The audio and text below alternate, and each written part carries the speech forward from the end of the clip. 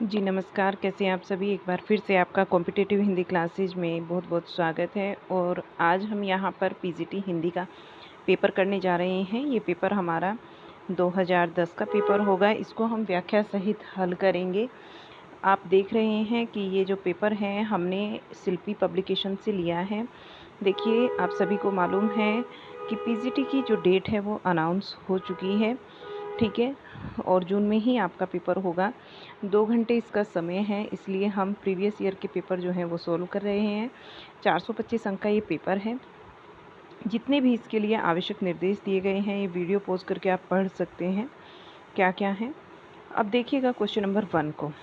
Question number 1 में दिया गया है, रिपीटेड क्वेश्चन है आपका, 2009 वाले पेपर में भी आया था कि पवन शब्द का शुद्ध संधि विच्छेद क्या है। पवन शब्द का शुद्ध संधि विच्छेद होता है पोधन अन। एचो अय यावह, ये एक सूत्र है संधि का।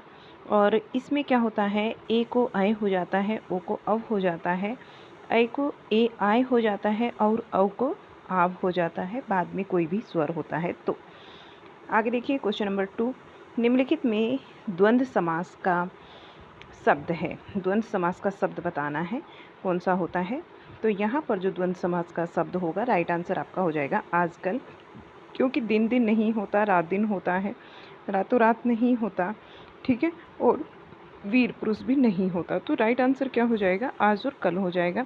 द्वंद्व समास का अर्थ होता है जोड़ा होना या फिर युग्म होना। भाषा में कोई भी शब्द युग्म होता है तो उनका विग्रह करने पर और शब्द आता है अथवा या लगा होता है उनके बीच में। दोनों शब्दों की प्रधानता एक समान होती है। आजकल में द्वंद्व समास है और रातों रात, दिन दिन तथा ये अव्ययभाव और वीर पुरुष में तत्पुरुष समास है। Question number 3। निम्नलिखित में कौन अथ शब्द का विलोम है। निम्नलिखित में से कौन अथ शब्द का विलोम है। तो अथ शब्द का विलोम होता है अति। Question number 4। निम्नलिखित में से शाश्वत शब्द का विलोम कौन है। शाश्वत शब्द का विलोम होता है शाश्वत जो हमेशा रहता है, क्षणिक जो कम समय के लिए होता है वो होता है क्षणिक। तो इसका राइट आंसर हो जाएगा क्षणिक।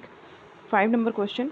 निम्नलिखित में शुद्धवर्तनी वाला शब्द बताना है। शुद्धवर्तनी जो होती है उस श्रृंखला में 4 नंबर ऑप्शन आपका सही हो जाएगा। 6 नंबर। निम्नलिखित में शुद्धवर्तनी वाला शब्द है। देखिए, शुद्धवर्तनी ज्योत्सना बहुत बार पूछा जाता है, मैक्सिमम टाइम ये रिपीटेड क्वेश्चन है और वेरी वेरी इंपॉर्टेंट है। तो आपका जो ज्योत्सना होगा ऑप्शन नंबर 1 ये ठीक हो जाएगा। इसमें आधा जय भी आधा बनता है, तय और से ये दोनों भी आधे बनते हैं, तो ज्योत्सना सही होगा। Next 7 number question. निम्नलिखित में शुद्धवर्तनी वाला शब्द है। शुद्धवर्तनी वाला शब्द बताना है। यहाँ पर कौन सा है, सदृश्य, ये शुद्धवर्तनी वाला शब्द है, सदृश्य राइट आंसर हो जाएगा। और क्वेश्चन नंबर 8। गोद में लड़का और शहर में ढिंडोरा, ये एक मुहावरा है। गोद में लड़का और शहर में ढिंडोरा, इसका हमें सही शब्द सही जो अर्थ है वो बताना है। मुहावरे का सही अर्थ होता है पास में वस्तु रहते हुए चारों ओर खोजना। हम अपने पास नहीं खोजते, चारों ओर खोजते हैं, तो उसको बोलते हैं गोद में लड़का और शहर में ढिंडोरा। 9 number question. ओ औ किस प्रकार के वर्ण हैं। ये ओ और औ पूछा गया है, किस प्रकार के वर्ण है। ओ और औ कंठोष्ठ वर्ण है, क्योंकि ये कंठ और ओष्ठ की सहायता से बोले जाते हैं। कंठ के द्वारा जीभ और होठों के कुछ स्पर्श से बोले जाने वाले वर्ण ओ और औ है। तालु और जीभ के स्पर्श से बोले जाने वाले वर्ण होते हैं ई, च वर्ग, य और तालव्य श, ये वर्ण होते हैं तालु के स्पर्श से और जीभ के स्पर्श से बोले जाने वाले वर्ण। मूर्धा और जीभ के स्पर्श से बोले जाने वाले वर्ण होते हैं री, ट वर्ग, र और मूर्धा श। दांत और जीभ के स्पर्श से बोले जाने वाले वर्णों को बोला जाता है और होठ के योग से जिनको बोला जाता है वो होते हैं व, इसको बोलते हैं दंत्य ओष्ठ। दांत, जीभ और ओष्ठ, दंत्य ओष्ठ भी बोलते हैं, इसके योग से व बोला जाता है। 10 नंबर क्वेश्चन। काव्य शोभाकरान धर्म अलंकारात पृच्छते, उक्ति के लेखक कौन है। ये उक्ति दंडी जी की है, ये आपका रिपीटेड है। ये उक्ति किसकी है? दंडी की है।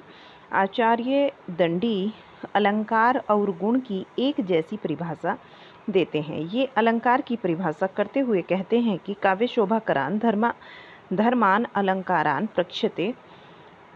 काव्य के शोभा विधायक धर्म का नाम अलंकार है। मूलतः गुण का कार्य रचना के सौंदर्य का विधान करना, किंतु दंडी उसे अलंकार धर्म मानते हैं। किस प्रकार?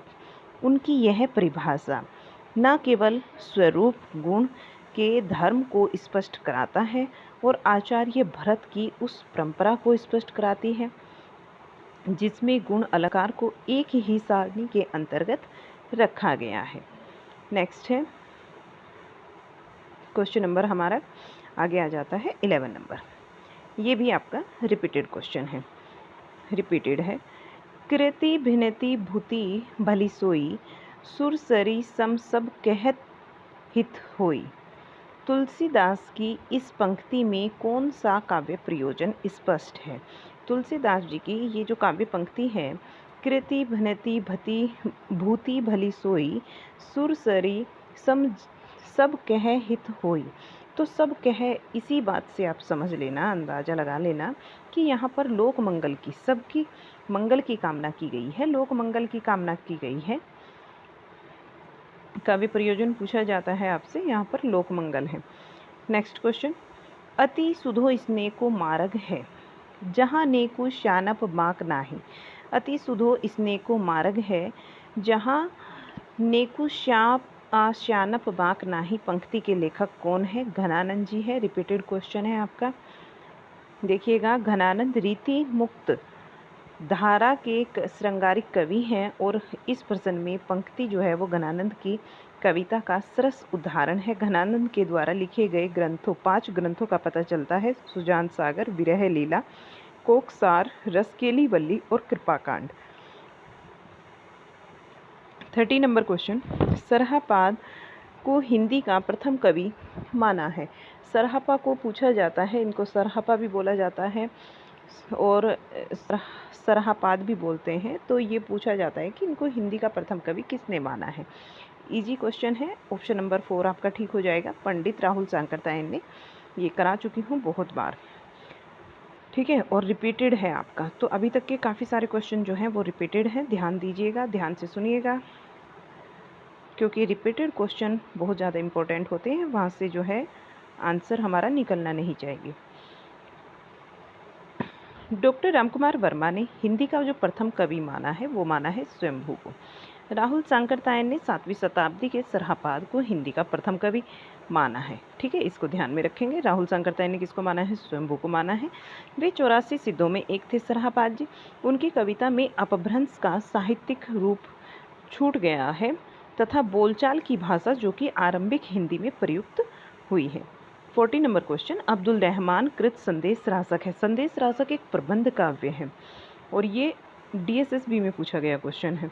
आल्हा और उदल नामक 2 वीर सरदारों की वीरतापूर्ण लड़ाइयों का वर्णन किस में मिलता है?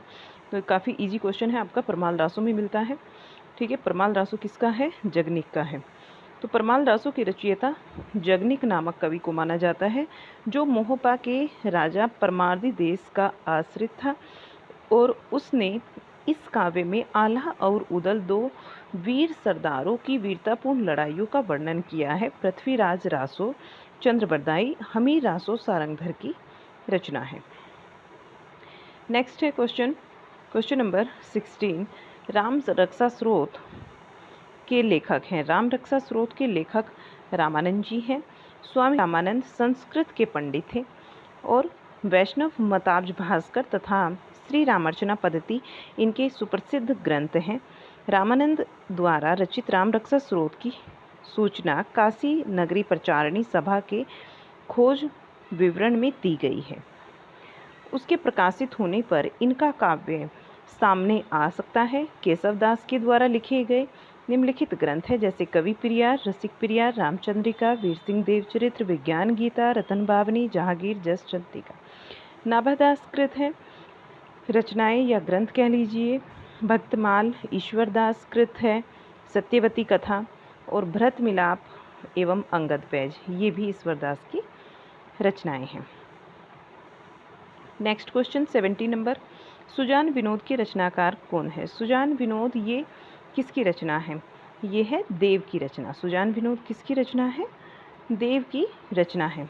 ऑप्शन नंबर 2 ठीक हो जाता है। देव द्वारा बताए जाते हैं 72 ग्रंथ, किंतु आज ये 15 ही उपलब्ध हुए हैं, जिनमें भाव विलास, अष्टयाम, भवानी विलास, प्रेम तरंग, कुशल विलास, जाति विलास, देव चरित्र, रस विलास, प्रेम चंद्रिका, सुजान विनोद।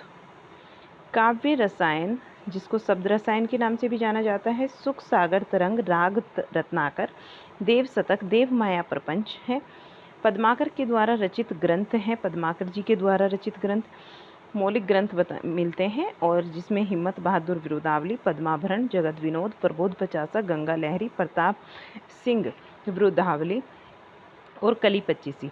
मतीराम के द्वारा रचित 8 ग्रंथ बताए जाते हैं, जिसके अंतर्गत आते हैं फूल मंजरी, लक्षण श्रृंगार, साहित्यसार, रसराज, ललित ललाम, सतसई, अलंकार पंचासिका, व्रत कौमुदी, घनानंद कृत हैं, सुजान हित प्रबंध, कृपा कंद निबंध और व्योग बेली, इस्कलता, यमुना यस, प्रताप प्रीति पावस तथा पदावली और प्रकीर्णन छंद आदि। 80 नंबर पर आता है क्वेश्चन, चिंतामणि किसके द्वारा रचित प्रबंध काव्य है? चिंतामणि द्वारा रचित प्रबंध काव्य बताना है। चिंतामणि के द्वारा रचित प्रबंध काव्य कौन सा है? तो कृष्ण चरित्र है।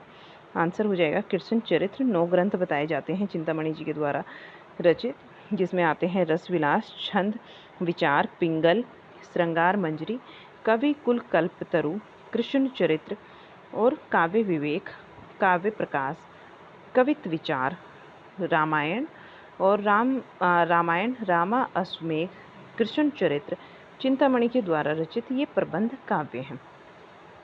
नेक्स्ट, हिंदी का पहला समाचार पत्र उदंत मातरण, हिंदी का पहला समाचार पत्र उदंत मातरण प्रकाशित हुआ, ये बताना है कब प्रकाशित होता है। और बहुत बार ये क्वेश्चन पूछा जाता है। मैक्सिमम टाइम DSSB का कोई पेपर ऐसा नहीं गया, DSSB का TGT और PGT में कोई भी पेपर ऐसा नहीं गया जहाँ ये क्वेश्चन नहीं पूछा गया या इससे रिलेटेड क्वेश्चन बनकर नहीं आया। इसका प्रकाशन होता है 1826 में। 1826 में ये कलकत्ता से प्रकाशित होता है। 1826 में उदंत मातरण का प्रकाशन जो है वो कलकत्ता से होता है 1826 में, और ये एक साप्ताहिक पत्र के रूप में प्रकाशित हुआ है, जिसका संपादन किया है पंडित जुगल किशोर शुक्ल ने। नेक्स्ट क्वेश्चन, निम्नलिखित में दिनकर की काव्य रचना नहीं है, नहीं में आंसर देना है। तो त्रिधारा यहाँ पर जो है वो दिनकर की काव्य रचना नहीं है। कौन सी नहीं है? त्रिधारा नहीं है। कुरुक्षेत्र भी है, हुंकार है, उर्वशी है। त्रिधारा किसकी है? ये सुभद्रा कुमारी चौहान जी की है। तो देखिए, दिनकर रामधारी सिंह दिनकर की जो रचनाएं हैं वो निम्नलिखित है: रेणुका, हुंकार, प्रणभंग, रसवंती, कुरुक्षेत्र, परशुराम की प्रतीक्षा, रश्मि रथी, उर्वशी, नील कुसुम कोयला और कवित मति तिलक, हारे को हरिनाम। हारे को हरिनाम किसकी है? हारे को हरिनाम भी इन्हीं की रचना है। अनुदित काव्य रचनाएं हैं इनकी: आत्मा की आंखें, सीपी और शंख, पद गद्य रचनाएं हैं इनकी, संस्कृति के 4 अध्याय, शुद्ध कविता की खोज और विवाह की समस्या, दिनकर की डायरी। त्रिधारा की बात करें तो ये सुभद्रा कुमारी चौहान की रचना है। नेक्स्ट क्वेश्चन आता है 21 नंबर पर, साहित्य लोचना कीर्ति के रचनाकार हैं। साहित्य लोचना कीर्ति है श्याम सुंदर दास जी की। साहित्य लोचना कीर्ति ये श्याम सुंदर दास जी की एक आलोचनात्मक कीर्ति है, और इनकी कुछ अन्य कृतियां हैं, जिसमें आता है साहित्य लोचन, रूपक रहस्य, हिंदी भाषा का विकास, भाषा रहस्य, हिंदी भाषा और साहित्य, हिंदी गद्य के निर्माता 2 भागों में है, लक्ष्मीकांत वर्मा की आलोचना कृतियां हैं, नई कविता के प्रतिमान, नए प्रतिमान, पुरानी निकष, अशोक वाजपेयी जी की आलोचनात्मक कृति है, फिलहाल कुछ पूर्वाग्रह और कविता के गल्प। 22 नंबर पर आता है जयशंकर प्रसाद के द्वारा रचित गीति नाट्य करुणालय। जयशंकर प्रसाद जी के द्वारा रचित गीति नाट्य है करुणालय। देखिए, जयशंकर प्रसाद जी के द्वारा रचित नाटकों का विवरण इस प्रकार है। विशाख, अजातशत्रु, कामना, जन्मेजय का नागयज्ञ, स्कंदगुप्त, एक घूंट चंद्रगुप्त, धुरस्वामिनी प्रसाद के करुणालय को गीति नाट्य के अंतर्गत रखा जा सकता है। नेक्स्ट क्वेश्चन आता है, क्वेश्चन नंबर हमारा 23। प्रेमचंद के द्वारा उर्दू भाषा में लिखा गया उपन्यास बाजारे हुस्न का हिंदी रूपांतरण है। बाजारे हुस्न का जो हिंदी रूपांतरण है वो है सेवा सदन। राइट आंसर हो जाएगा आपका सेवा सदन। प्रेमचंद के बहुत सारे उपन्यास है, तो देख लीजिएगा। प्रेमचंद रूठी का उपन्यास है एक प्रेमा, रूठी रानी, सेवा सदन, वरदान, प्रेमाश्रय, रंगभूमि, कायाकल्प, निर्मला, प्रतिज्ञा, गबन, क्रमभूमि, गोदान, मंगलसूत्र। प्रेमचंद के द्वारा लिखित निम्नलिखित उपन्यासों का हिंदी रूपांतरण भी हुआ है, जैसे बाजारे हुस्न को सेवा सदन के नाम से जाना जाता है, गुस्साए आफिम को प्रेमाश्रय, चौगाने हस्ती को रंगभूमि के नाम से, हम खुरमा हम सबाब, प्रेमा अर्थात दो सखियों का विवाह, जलवाए इसारे, वरदान के नाम से जाना जाता है। 24 नंबर क्वेश्चन, रंगमंच पर पर्दे के पीछे का स्थान क्या कहलाता है? रंगमंच पर पर्दे के पीछे का स्थान कहलाता है नेपथ्य। रिपीटेड क्वेश्चन है आपका, बहुत बार आया है एग्जाम में। तो आगे देखिएगा, कुशीलव कुटुंबस्य गृहे नेपथ्य उच्यते, नेपथ्यम उच्यते। अभिनेतागण जहाँ पर नाटक के उपयुक्त वेशभूषा धारण करते हैं उसे नेपथ्य कहते हैं। जहाँ पर अभिनेतागण जो है नाटक के लिए उपयुक्त वेशभूषा का धारण करते हैं उसी स्थान को नेपथ्य कहा जाता है। 25 नंबर क्वेश्चन, प्लॉट का मोर्चा शमशेर बहादुर सिंह कृत है, इसकी विधा बतानी है कि ये क्या है। ये एक रिपोर्टाज है, और रिपोर्टाज का अगर आप वीडियो चाहते हैं एक ही क्लास में कंप्लीट हो जाएगा, हमारे चैनल पर अवेलेबल है, आप जाकर देख सकते हैं, प्लेलिस्ट बनी हुई है। देखिएगा 26 नंबर क्वेश्चन, काला जल उपन्यास के लेखक हैं। काला जल उपन्यास के लेखक हैं सानी। काला जल उपन्यास किसका है? शानी का है।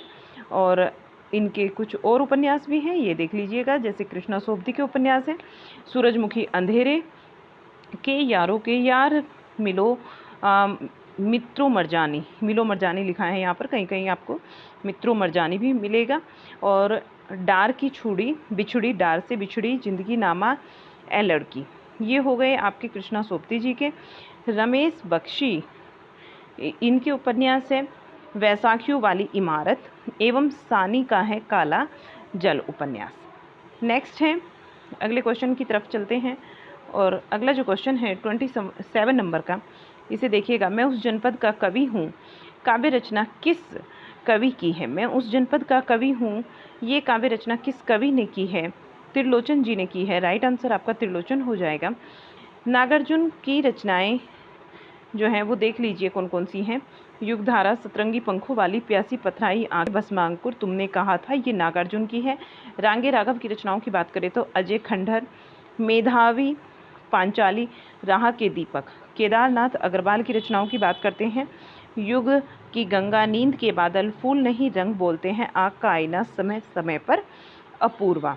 और त्रिलोचन की रचनाओं की अगर बात करें तो इनकी रचनाएं हैं धरती, मिट्टी की बारात, मैं उस जनपद का कवि हूँ। 28 नंबर क्वेश्चन, एक पति के नोट्स कहानी के लेखक कौन है? एक पति के नोट्स किसने लिखा है? महेंद्र भल्ला। इस कहानी के लेखक हैं महेंद्र भल्ला। और पति के नोट्स जो हैं ये एक कहानी विधा है। गिरजा कुमार गिरिराज किशोर की निम्नलिखित कहानियों में चार मोती, सबसे पहले आती है चार मोती, बेआब, नीम के फूल, पेपर वेट, रिश्ता और अन्य कहानियाँ, शहर दर शहर, हम प्यार कर लें, जगत रानी, लहू पुकारेगा, गाना बड़े अली गुलाम खां का, और वल्द रोजी। ये कहानियाँ जो हैं वे गिरिराज किशोर जी की हैं। राजी सेठ की कहानियों की बात करते हैं तो यहाँ पर अंधे मोड़ से आगे, तीसरी हथेली, यात्रा मुक्त हैं। एक पति के नोट्स के लेखक महेंद्र भल्ला हैं। 29 नंबर क्वेश्चन, आलवर भक्तों की संख्या कितनी मानी गई है? आलवर भक्तों की संख्या 12 मानी गई है। ये भी आपका रिपीटेड क्वेश्चन है। आलवर भक्तों की संख्या 12 मानी गई है। इनके नाम है सरोयोगी, भूत योगी, भ्रांत योगी, भक्तिसार, षटकोप, मधुर कवि और कुलशेखर, विष्णुचित, गोदा, भुक्ता, घिरणी और मुनि वाहन तथा परकाल। ये 12 जो हैं आपके आलवर भक्त हैं। नेक्स्ट क्वेश्चन है क्वेश्चन नंबर 30। प्रेमचंद सामंत के मुंशी पुस्तक के लेखक हैं। प्रेमचंद सामंत के मुंशी पुस्तक के लेखक डॉक्टर धर्मवीर भारती हैं। डॉक्टर धर्मवीर भारती ये जो हैं प्रेमचंद सामंत के मुंशी पुस्तक के लेखक हैं। नेक्स्ट क्वेश्चन आता है कि सदल मिश्र की विशेषता की भाषा की विशेषता बताना है। सदल मिश्र की भाषा की विशेषता है, तो उनकी भाषा में कौन सी ऐसी विशेषता थी वो आप यहाँ पर बताएंगे। उर्दू की प्रक्रिया थी, सहज एवं प्रभामयी भाषा थी, किस्सा गोसाई था या फिर पूर्वीपन था। उनकी भाषा में जो है पूर्वीपन देखने को मिलता था। ऑप्शन नंबर 1 आपका यहाँ ठीक हो जाता है। सदल मिश्र फोर्ट विलियम कॉलेज कलकत्ता में काम करते थे और इन्होंने भी कॉलेज पदाधिकारियों जो कॉलेज में अधिकारी थे उनकी प्रेरणा से खड़ी बोली गद्य की पुस्तक नासिकें पाख्यान तैयार की। ब्रज भाषा के साथ साथ कुछ पूर्वीपन इनकी भाषा में भी दिखाई देता है। नेक्स्ट क्वेश्चन है क्वेश्चन नंबर 32। अंधेरे में कविता किसने लिखी है? अंधेरे में कविता ये मुक्तिबोध जी की रचना है। अंधेरे में कविता मुक्तिबोध की रचना है। मुक्तिबोध में फैंटेसी है और अर्थात आप इसका मतलब क्या निकालेंगे, अर्थात एक जादुई कथा में आधुनिक जीवन अनुभवों की अभिव्यक्ति है मुक्तिबोध जी में। अंधेरे में ब्रह्म राक्षस कविताएं इस दृष्टि से अत्यधिक उल्लेखनीय है। चांद का मुंह टेढ़ा, बुरी बुरी खाक धूल इनकी अन्य रचनाएं हैं। नेक्स्ट क्वेश्चन आता है क्वेश्चन नंबर 33। प्रयोगवादी कवियों की रचनाएं किस सप्तक में संग्रहित हैं? प्रयोगवादी कवियों की रचनाएं बताना है किस सप्तक के अंदर संग्रहित है। प्रयोगवादी जो कवि हैं उनकी रचनाओं को तार सप्तक में संग्रहित किया गया है।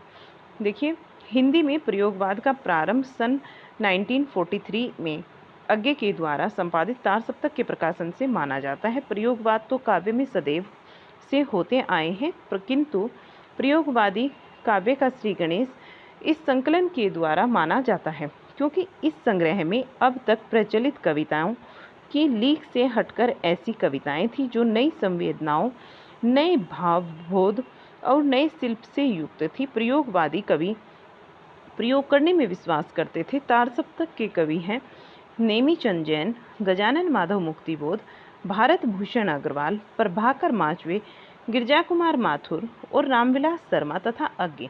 ये 7 कवि हैं तार सप्तक के। Question number 34। उज्ज्वल नीलमणि किसका ग्रंथ है? उज्ज्वल नीलमणि जो ग्रंथ है ये रूप गोस्वामी जी का ग्रंथ है, Ujjwal Neelmani. Next question question number 35। देखिएगा, रूपकों का बादशाह किसे कहा जाता है? रूपकों का बादशाह किसे कहा जाता है? तो ये कहा जाता है सूरदास जी को। राइट आंसर हो जाएगा सूरदास। Question number 36। सूफी प्रेमाख्यान रचनाओं की ब्रज भाषा कौन सी है? सूफी प्रेमाख्यान रचनाओं की जो भाषा है वो बताना है आपको कौन सी है। इनकी भाषा है अवधी। देखिए, सूफी कवियों ने अपनी रचनाओं में अवधी भाषा का प्रयोग किया है। जायसी ने पद्मावत में जिस अवधी का प्रयोग किया वह ठेठ ग्रामीण अवधी है, अतः उसमें वैसी साहित्यिकता एवं संस्कृत निष्ठता दिखाई नहीं पड़ती जो तुलसी की भाषा में विद्यमान है। जायसी की भाषा में अवधी के लोक प्रचलित मुहावरों और लोकोक्तियों का समावेश हुआ है। 37 नंबर क्वेश्चन। नाथ पंथ के प्रणेता कौन माने जाते हैं? नाथ पंथ के प्रणेता जो है, देखिए प्रणेता की बात हो रही है यहाँ पर, और नाथ पंथ के प्रणेता वैसे तो मत्स्येंद्र नाथ हैं। और अगर पूछ लिया जाए आपसे कि नाथ पंथ को चलाने वाले मत्स्येंद्र नाथ जी हैं और उसे आगे किसने बढ़ाया है, तो वो बढ़ाया है गोरखनाथ जी ने। आगे बढ़ाने वाले गोरखनाथ जी हैं, चलाया था इसको मत्स्येंद्र नाथ ने। यहाँ पर आपका ऑप्शन नंबर 2 ठीक हो जाएगा। आदिकाल में नाथपंथियों की हठयोग साधना आरंभ हुई है। नाथपंथ को चलाने वाले मत्स्येंद्र नाथ, जिनको हम मत्स्येंद्र नाथ के नाम से भी जानते हैं, तथा गोरखनाथ माने जाते हैं। गोरखनाथ साहित्य के आरंभ करता है। गोरखनाथ नाथ साहित्य के आरंभकर्ता हैं। इसके प्रणेता की बात करें तो मत्स्येंद्र नाथ, और आरंभकर्ता की बात करें तो वे हैं गोरखनाथ जी। तो इनमें कन्फ्यूज नहीं होना। प्रेरणा की अगर बात करते हैं तो मत्स्येंद्र नाथ का नाम आएगा, और आरंभकर्ता कौन है नाथ पंथ के आरंभकर्ता, तो गोरखनाथ जी। वे सिद्ध मत्स्येंद्र नाथ जी के शिष्य थे, किंतु उन्हें सिद्धों के मार्ग का विरोध किया है। गोरखपंथी साहित्य के अनुसार आदिनाथ स्वयं शिव थे। गोरखपंथी जो साहित्य है इसके अनुसार आदिनाथ का नाम आता है, और आदिनाथ कौन थे, स्वयं सिद्ध थे। 38 नंबर क्वेश्चन, अद्भुत रस का स्थायी भाव क्या है? अद्भुत रस का स्थायी भाव होता है विष में। राइट आंसर हो जाएगा ऑप्शन नंबर 1। रस और उसके स्थायी भावों को निम्नलिखित प्रकार से आप देख सकते हैं। श्रृंगार रस का स्थायी भाव है रति, हास्य रस का स्थायी भाव हास, करुण रस का स्थायी भाव है शोक, रोध रस का स्थायी भाव है क्रोध, उत्साह वीर रस का स्थायी भाव उत्साह है, भयानक रस का स्थायी भाव भय है, विभत्स रस का स्थायी भाव जुगुप्सा है, अद्भुत रस का स्थायी भाव विस्मय है, शांत रस का स्थायी भाव है निर्वेद। नेक्स्ट 39 नंबर क्वेश्चन, दलित साहित्य का सौंदर्य शास्त्र पुस्तक किसने लिखी है? दलित साहित्य का सौंदर्य शास्त्र, ये पुस्तक बताना है किसने लिखी है। तो ये पुस्तक लिखी है ओम प्रकाश वाल्मीकि जी ने। दलित साहित्य का साहित्य शास्त्र पुस्तक जो है ये ओम प्रकाश वाल्मीकि की है। नेक्स्ट 40 नंबर क्वेश्चन, कंधा का तत्सम शब्द है। कंधा का तत्सम बताना है। कंधा का जो तत्सम होता है वो होता है स्कंद। ऑप्शन नंबर 2 ठीक है। 41 नंबर क्वेश्चन, रेखाएं बोल उठी रेखा चित्र किसने लिखा है? रेखाएं बोल उठी ये रेखा चित्र किसने लिखा है? ये लिखा है देवेंद्र सत्यार्थी ने। भावात्मक रेखा चित्रों में देवेंद्र सत्यार्थी का नाम उल्लेखनीय है, और उन्हें बड़े सजीव एवं भावप्रण रेखा चित्र लिखे हैं। रेखाएं बोल उठी दूसरे संग्रहों में सम्मिलित रेखा चित्रों में उनका ध्यान विशेष रूप से भावों और तथ्यों पर केंद्रित होता गया है। उनकी रेखाएं बोल उठी संग्रहों के दादा दादी के चित्र, चीर नूतन चित्र, अच्छे भले आदमी की बात रेखा चित्रों में जहां तथ्य निरूपण का प्राचुर्य है, वहीं रेखाएं बोल उठी सौंदर्य बोध आज मेरा जन्मदिन है में भावात्मकता का आधिक्य है। 42 नंबर क्वेश्चन, साधना गद्य काव्य किसने लिखा है? साधना गद्य काव्य लिखा है राय कृष्ण दास जी ने। साधना गद्य काव्य किसने लिखा है? राय कृष्ण दास जी ने लिखा है। और राय साहब ने परंपरागत ब्रज भाषा में कविताएं लिखी हैं जो कि ब्रज रज में संग्रहित है। ब्रज रज में इनकी कविताओं को संग्रहित किया गया है। इनके भावुक नामक खड़ी बोली काव्य संग्रह पर छायावाद का स्पष्ट प्रभाव है। राय साहब हिंदी साहित्य में अपने गद्य गीतों के लिए प्रसिद्ध हैं। इन गद्य गीतों के संग्रह साधना छायापद के नाम से प्रकाशित हैं। संलाप प्रवाल में इनके संवाद शैली संबंधी निबंध संग्रहित हैं, और इनकी कहानियाँ अनाख्या, सुधांशु और आँखों की अथाह नामक संग्रहों में संकलित हैं। इन्होंने खलील जिब्रान के दी मैडमैन का पगला नाम से, दी मैडमैन का इन्होंने किस नाम से? पगला नाम से हिंदी में सुंदर अनुवाद किया है। और दी मैडमैन जो है ये खलील जिब्रान का है, इनकी रचना है। इसका इन्होंने अनुवाद किया है हिंदी में पगला नाम से। आगे देखिएगा 43 number question, doctor Namvar Singh की पुस्तक दूसरी परंपरा की खोज किस पर केंद्रित है? डॉक्टर जो नामवर सिंह की पुस्तक है दूसरी परंपरा की खोज, ये किस पर केंद्रित करके लिखी गई है? हजारी प्रसाद द्विवेदी जी पर केंद्रित करके लिखी गई है। आगे देखिएगा 44 नंबर क्वेश्चन, आपका बंटी उपन्यास किसने लिखा है? आपका बंटी उपन्यास किसने लिखा है? ये मनु भंडारी का उपन्यास है। राइट ऑप्शन हो जाता है मनु भंडारी। मनु भंडारी के उपन्यास निम्नलिखित है जैसे कि महाभोज, आपका बंटी, एक इंच मुस्कान। राजेंद्र यादव के साथ राजी सेठ के उपन्यास हैं। एक इंच मुस्कान जो है इन्होंने राजेंद्र यादव के साथ में मिलकर लिखा है। आगे देखिएगा राजी सेठ के उपन्यास, इसमें आ जाता है तमस, किसका इतिहास? तमस किसका इतिहास है? शिवानी के 14 फेरे। शिवानी के 14 फेरे और कृष्ण गली भैरवी, विष कन्या, स्वयं सिद्ध, रथ्या, शमशान चंपा, रति विलाप, करिए क्षमा, मणिक उपन्यास है। निरुपमा सोवती के उपन्यास है। निरुपमा सोवती के हैं पतझड़ की आवाज़ें, बांटता हुआ आदमी, मेरा नरक अपना है, मेरा नरक अपना है, दहकन के पार, ये उपन्यास है निरुपमा सोवती के। आगे चलते हैं। क्वेश्चन नंबर 45, नई कहानी आंदोलन के प्रमुख कहानीकार हैं। नई कहानी आंदोलन के प्रमुख कहानीकार बताना है। मोहन राकेश यहाँ राइट आंसर हो जाता है। नई कहानी का सूत्रपात 1950 के आसपास नई कविता की खोज की तर्ज पर हुआ। नई कहानीकारों के प्रमुख हैं। नई कहानीकारों में प्रमुख कौन है? मोहन राकेश, राजेंद्र यादव, कमलेश्वर, धर्मवीर भारती, निर्मल वर्मा, अमरकांत, मार्कंडे, मन्नू भंडारी, राजकमल चौधरी और श्रीकांत वर्मा। नेक्स्ट क्वेश्चन, उपमा पदलालित्य और अर्थगौरव की दृष्टि एक साथ तीनों गुण, यानी कि कौन कौन से गुण हैं यहाँ पर, किस गुण की बात हुई है? उपमा, पदलालित्य और अर्थगौरव, ये 3 गुण हैं। इन 3 गुणों की बात हुई है कि एक साथ तीनों गुणों से युक्त कौन सा संस्कृत कवि प्रसिद्ध है। संस्कृत कवि माघ प्रसिद्ध है। यहाँ पर एक साथ ये तीनों गुण माघ के अंदर देखने को मिलते हैं।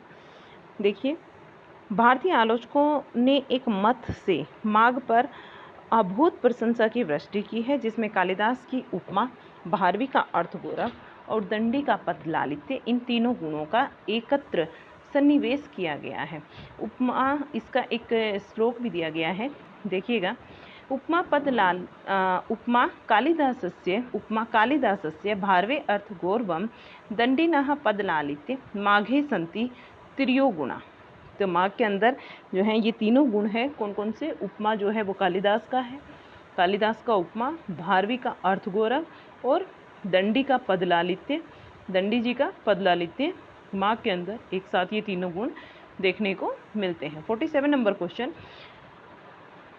मैंने स्मृति के दीप जलाए। मैंने स्मृति के दीप जलाए किसकी रचना है? ये रचना बताना है किसकी है। ये रचना है आपकी लक्ष्मी नारायण सुधांशु की। ऑप्शन नंबर 3 यहाँ पर ठीक हो जाता है। नेक्स्ट जो क्वेश्चन है 48 नंबर, निम्नलिखित पंक्तियों में कौन सा अलंकार है? पंक्तियाँ बतानी है और इन पंक्तियों को पढ़कर आप बताएंगे कि इनमें कौन सा अलंकार है। तो पंक्ति देख लीजिएगा।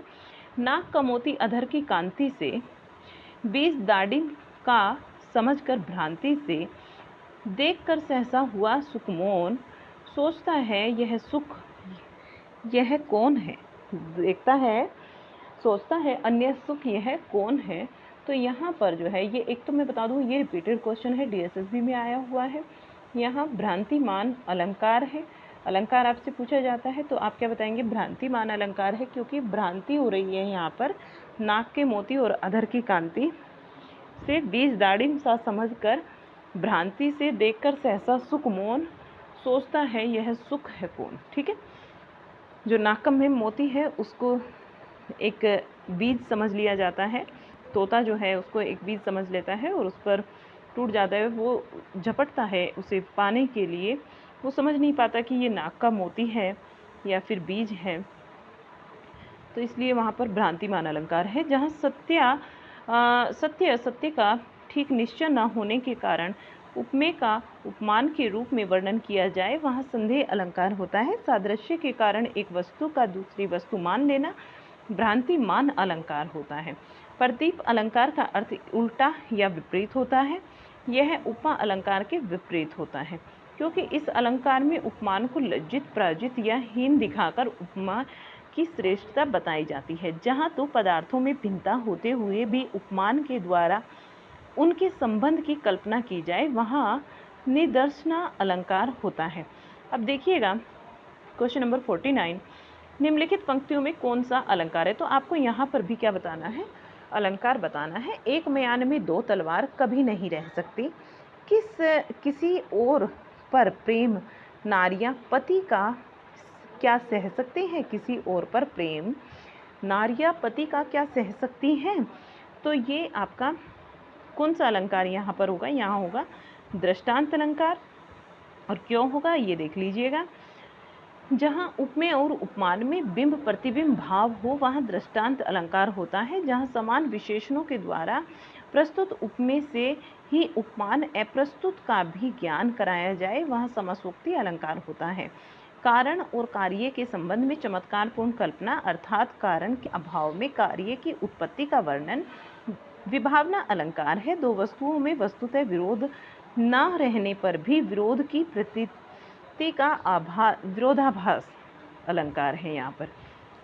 आगे क्वेश्चन नंबर 50, माटी की मूर्तें नामक रेखा चित्र किसने लिखा है? माटी की मूर्तें जो रेखा चित्र हैं ये सब जानते हैं, रामवृक्ष बेनीपुरी जी का है। रामवृक्ष बेनीपुरी के रेखा चित्रों में लाल तारा, माटी की मूर्तें, गेहूं और गुलाब तथा मील के पत्थर प्रमुख हैं। महादेवी वर्मा के अतीत के चलचित्र स्मृति की रेखाएं, पद के साथ ही मेरा परिवार आदि महत्वपूर्ण रेखा चित्र हैं।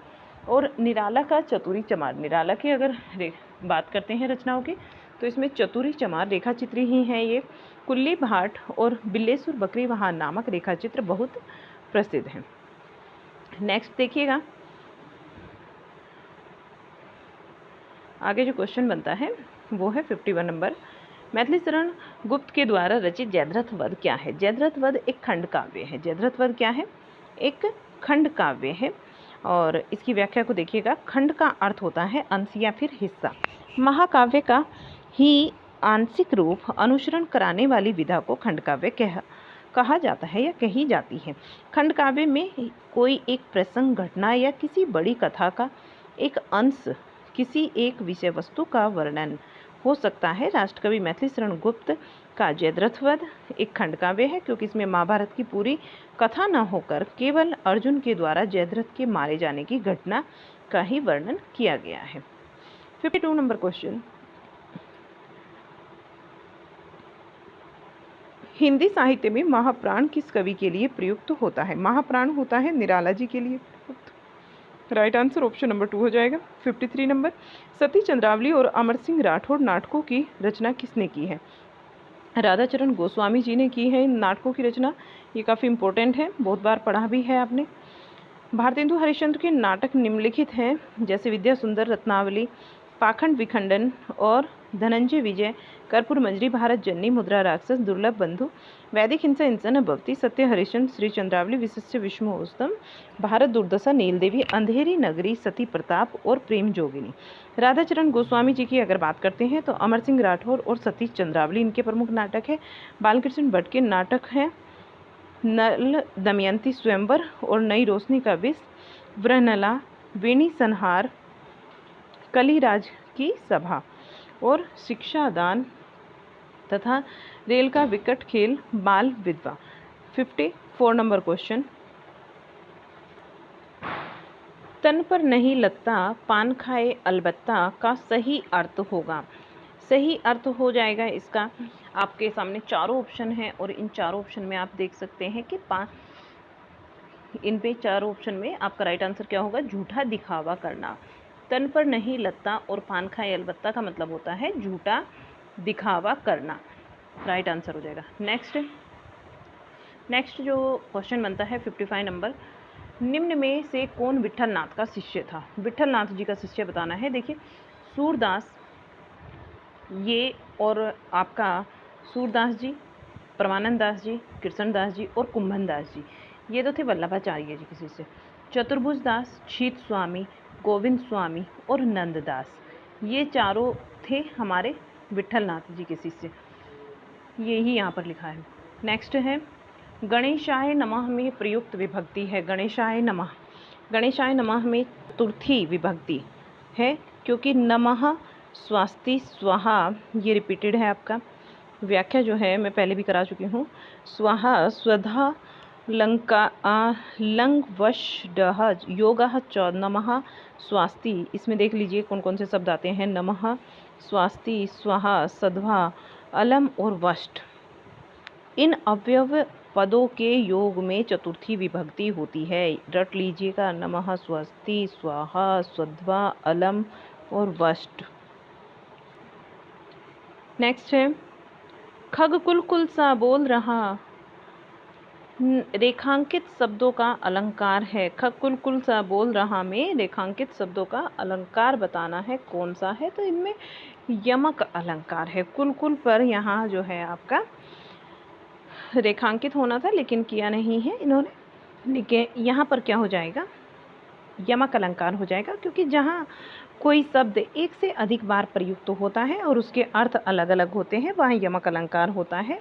कोई शब्द बार बार प्रयुक्त हो किंतु प्रसंग भेद में उसके अर्थ एक से अधिक हो, वहाँ श्लेष अलंकार होता है। एक बार प्रयुक्त होता है और प्रसंग भेद में उसका जो अर्थ होता है अलग अलग होता है, तो श्लेष अलंकार वहाँ होता है। जहाँ गुणधर्म या फिर क्रिया के आधार पर उपमेय की तुलना उपमान से की जाती है, वहाँ उपमा अलंकार होता है। जहाँ उपमेय पर उपमान का अभेद आरोप होता है, वहाँ पर रूपक अलंकार होता है। 58 नंबर क्वेश्चन, निम्नलिखित पंक्तियाँ किस कवि की हैं? खनक खने खनक नैन कौन अनुसाई, खने खनक नैन कौन अनुसाई, खने खनक वसन धुली तन भरई। तो ये पंक्तियाँ बताना है आपको कि ये पंक्तियाँ किसकी है। देखिए, खने खने से ही आप आइडिया लगा लीजिएगा कि ये विद्यापति की पंक्ति है। विद्यापति की पंक्ति में ही खने खने आप देखने को मिलेगा। नेक्स्ट इसकी व्याख्या को भी देख लीजिए। विद्यापति आदिकालीन कवि हैं और आदिकालीन ये कवि थे। आचार्य वल्लभाचार्य, विठलनाथ और निम्बार्काचार्य ये भक्तिकालीन कवि हैं तीनों। इस प्रसंग की पंक्तियाँ विद्यापति जी की हैं। विद्यापति की प्रसिद्ध कृति हैं कीर्तिलता, कीर्ति पताका और पदावली। आगे देखिएगा, निम्नलिखित रचनाओं में कौन सी ऐसी पुस्तक है जो भारत किसान विभाजन को लेकर नहीं लिखी गई है? निम्नलिखित रचनाओं में कौन सी ऐसी पुस्तक है जो भारत पाकिस्तान विभाजन को लेकर नहीं लिखी गई है? वो उसमें आती है राग दरबारी, क्योंकि आधा गांव तमस और कितने पाकिस्तान, ये सारी भारत विभाजन को लेकर लिखी गई है। राग दरबारी श्रीलाल शुक्ल जी का साहित्य अकादमी पुरस्कार प्राप्त उपन्यास है। कितने पाकिस्तान उपन्यास कमलेश्वर जी का है, जिस पर साहित्य अकादमी पुरस्कार मिला है। तमस भीष्म साहनी का एवं आधा गांव राही मासूम रजा जी का उपन्यास है। तमस एवं आधा गांव एवं कितने पाकिस्तान, देखिए तमस, आधा गांव और कितने पाकिस्तान उपन्यास में भारत विभाजन के विषय का उल्लेख किया गया है। 60 नंबर क्वेश्चन, हिंदी की प्रसिद्ध कहानी कसाई बाड़ा देखिएगा किसकी के लेखक कौन है? कसाई बाड़ा के लेखक हैं शिव मूर्ति। राइट ऑप्शन हो जाएगा शिव मूर्ति, ये कसाई बाड़ा के लेखक हैं। प्रभु जी तुम चंदन हम पानी, जाकी अंग अंग बास समानी, पंक्ति किस संत कवि की है? ये रैदास जी की पंक्तियां हैं और संत बानी सीरीज के अंतर्गत रैदास जी की रचनाओं का संकलन रविदास की बानी शीर्षक के से उपलब्ध है। इनके द्वारा लिखे गए 40 पद गुरु ग्रंथ साहिब में भी संकलित है। रैदास का नाम रामानंद के 12 शिष्यों में लिया जाता है, किंतु रैदास की रचनाओं में कहीं भी रामानंद का उल्लेख नहीं किया गया। कबीर की रचना बीजक है और दादू दयाल जी की रचना जो है हरडे वाणी अंगवधु है। 62 नंबर क्वेश्चन, रज्जब अली खां के गुरु कौन थे? रज्जब अली खां के गुरु का बात करें तो ये दादू दयाल थे। दादू दयाल जी के शिष्य थे रज्जब अली खां। दादू दयाल की रचनाओं का संग्रह उनके शिष्यों संत दास एवं जगन्नाथ दास ने हरडे वाणी शीर्षक से प्रस्तुत किया है और कालांतर में फिर रज्जब ने अंगवधु के नाम से इनका संपादन किया है, इनकी रचनाओं का। दादू दयाल के प्रमुख शिष्यों में रज्जब, सुंदरदास, प्रागदास, जगन गोपाल, जगजीवन जी आदि आते हैं। नेक्स्ट है शुद्धाद्वैत दर्शन के प्रवर्तक कौन है? शुद्धाद्वैत दर्शन के प्रवर्तक की बात हो रही है कि इसके प्रवर्तक कौन है? इसके प्रवर्तक हैं विष्णु स्वामी। शंकराचार्य अद्वैतवाद के प्रवर्तक हैं। शंकराचार्य जी जो यहाँ दिए गए हैं अद्वैतवाद के प्रवर्तक हैं। मध्वाचार्य जी की बात करें तो ये द्वैतवाद के प्रवर्तक हैं, ब्रह्म संप्रदाय के नाम से भी जाना जाता है। संप्रदाय की बात करें तो मध्वाचार्य जी का ब्रह्म संप्रदाय होगा। फिर वल्लभाचार्य एवं विष्णु स्वामी की बात करते हैं। वल्लभाचार्य जी का भी नाम आता है और विष्णु स्वामी जी का भी, क्योंकि प्रवर्तक की बात करें तो विष्णु स्वामी थे और जुड़े हुए उससे वल्लभाचार्य भी थे। वहाँ आते हैं शुद्धाद्वैतवाद के प्रवर्तक के रूप में। विष्णु स्वामी के प्रमुख शिष्य वल्लभाचार्य जी हैं। ठीक है, ये इन्हीं के शिष्य थे, तो इन्हीं के संप्रदाय से संबंधित थे। इन्होंने विष्णु स्वामी संप्रदाय का प्रवर्तन किया है और इनकी मान्यताओं को ही वल्लभाचार्य जी ने ग्रहण किया है, जो प्रमुख भक्त आचार्य माने जाते हैं। 64 नंबर क्वेश्चन, कृष्ण गीतावली ग्रंथ के रचनाकार कौन है? कृष्ण गीतावली ग्रंथ के रचनाकार हैं तुलसीदास जी। कृष्ण गीतावली ग्रंथ तुलसीदास जी का है और गोस्वामी तुलसीदास जी के द्वारा रचित 12 प्रमाणिक ग्रंथ माने जाते हैं। दोहावली कविता रामायण को कवितावली के नाम से भी जाना जाता है। गीतावली, रामचरित मानस, रामाज्ञा, प्रश्नावली, विनय पत्रिका, रामलला, नच्चू, प्रभाती मंगल, जानकी मंगल और बरवई रामायण, वैराग्य संदीपनी, श्री कृष्ण गीतावली, सूरदास के द्वारा रचित ग्रंथ सूरसागर, सूरसरावली तथा साहित्य लहरी। नंददास जी की प्रमुख कृतियाँ इस प्रकार से हैं: रास पंचाध्याय, सिद्धांत पंचाध्याय, भगवत दशम स्कंद, रुक्मणी मंगल, रूप मंजरी, रस मंजरी, दान लीला, मान लीला आदि। 65 नंबर, तुलसीकृत विनय पत्रिका रचित है। तुलसीकृत जो विनय पत्रिका है ये ब्रज भाषा में रचित है। तुलसीदास जी की रचनाओं में विनय पत्रिका एक महत्वपूर्ण स्थान रखती है। इनकी काव्य ग्रंथों में इस काव्य ग्रंथ में जो है 279 पद हैं तथा यह ब्रज भाषा में लिखी गई है। तुलसीदास जी के राम को जानने के लिए रामचरितमानस को पढ़ना चाहिए और तुलसीदास को जानने के लिए विनय पत्रिका को। इस ग्रंथ का प्रधान रस है शांत रस। नेक्स्ट क्वेश्चन, क्वेश्चन नंबर 66, भो निबंध के लेखक कौन है? भो निबंध के लेखक हैं प्रताप नारायण मिश्र। प्रताप नारायण मिश्र के विषय में मिश्र के लिए विषय की कोई सीमा ही नहीं थी। धोखा, खुशामंद, आप, बात, दांत, भो, नारी, मूछ, परीक्षा, ह, समझदार की मौत, मनोयोग आदि इनके विषयों को लेकर उन्होंने अपनी मौज में सार्थक बातें कही हैं। सच्ची वीरता, आचरण की सभ्यता, पार्वती, पवित्रता, मजदूरी और प्रेम, कन्यादान, अमेरिका का मस्त योगी, वॉल्ट हिटमैन, सरदार पूरन सिंह जी के निबंध है और इंटरव्यू, मुफतलाल का होना, डिप्टी कलेक्टर, सदाचार का ताबीज, विकलांग, श्रद्धा का दौर, वैष्णव फिसलन, निंदा रस और हरिशंकर परसाई जी के निबंध हैं।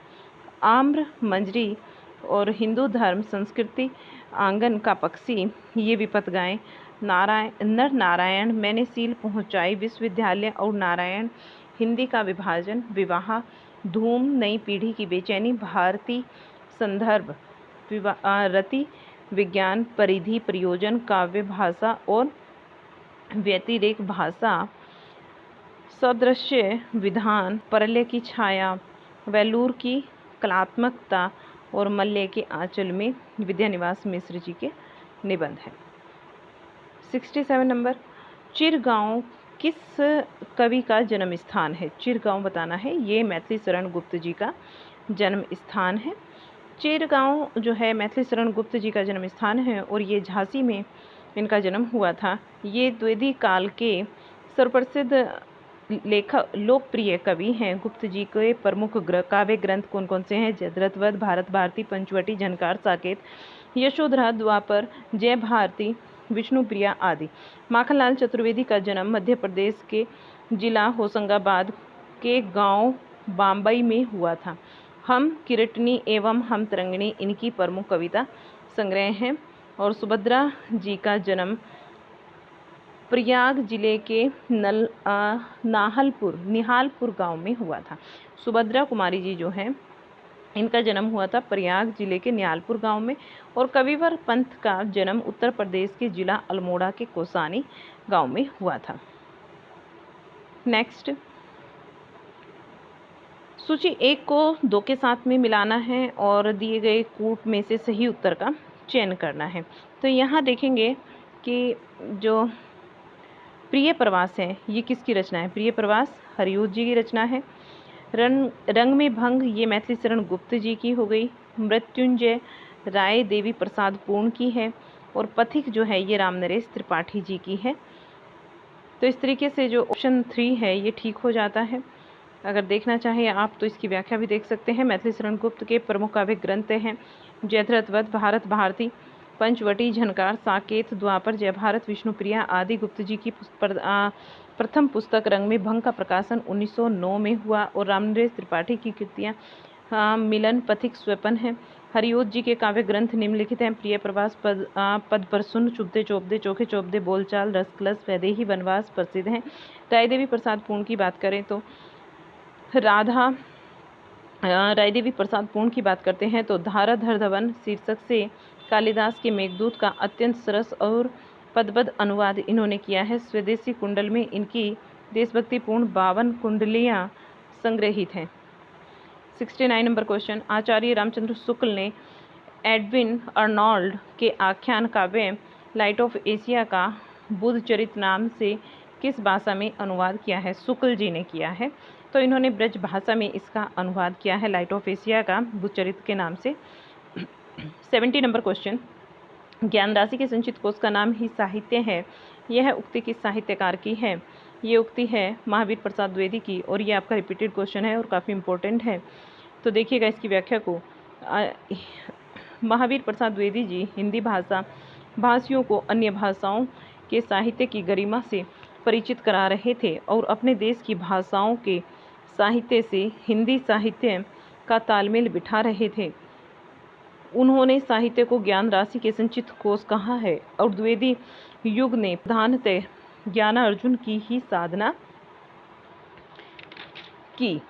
तो आगे चलते हैं और नेक्स्ट जो क्वेश्चन आता है क्वेश्चन नंबर 71, देखिएगा, भट्टलोलट के द्वारा प्रतिपादित मत कौन सा है? भट्टलोलट के द्वारा प्रतिपादित मत है उत्पत्तिवाद। भट्टलोलट का मत है उत्पत्तिवाद, और ये काफ़ी इंपॉर्टेंट इसकी व्याख्या है, तो इसे भी ध्यान में रखिए।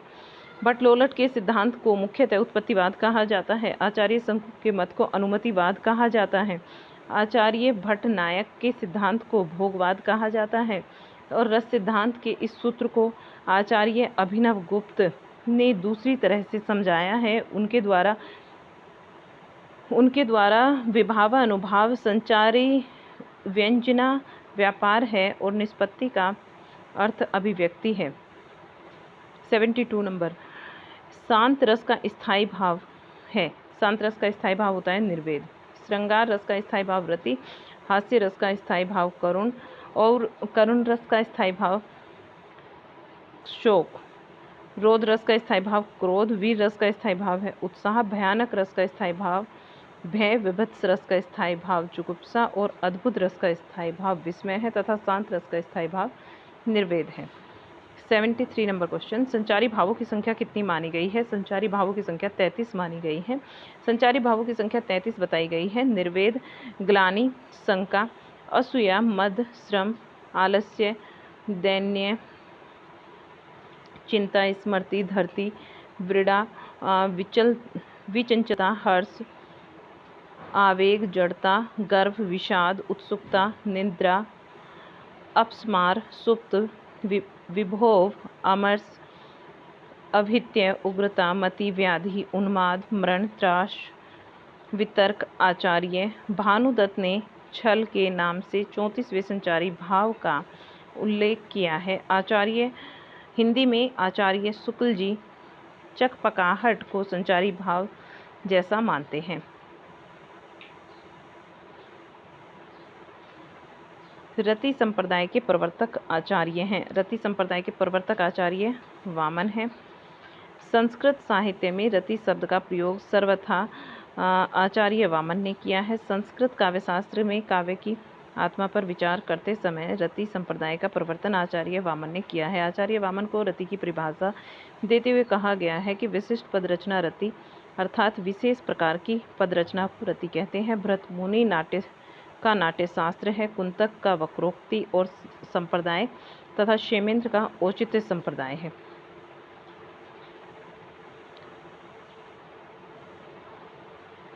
ज्यों ज्यों पुट झटकती हटती हस्ती नचावती नैन, त्यों तो निपट उदारती फगुआ देत वैनैन। पंक्ति में कौन सा अनुभाव है? कायिक अनुभाव है।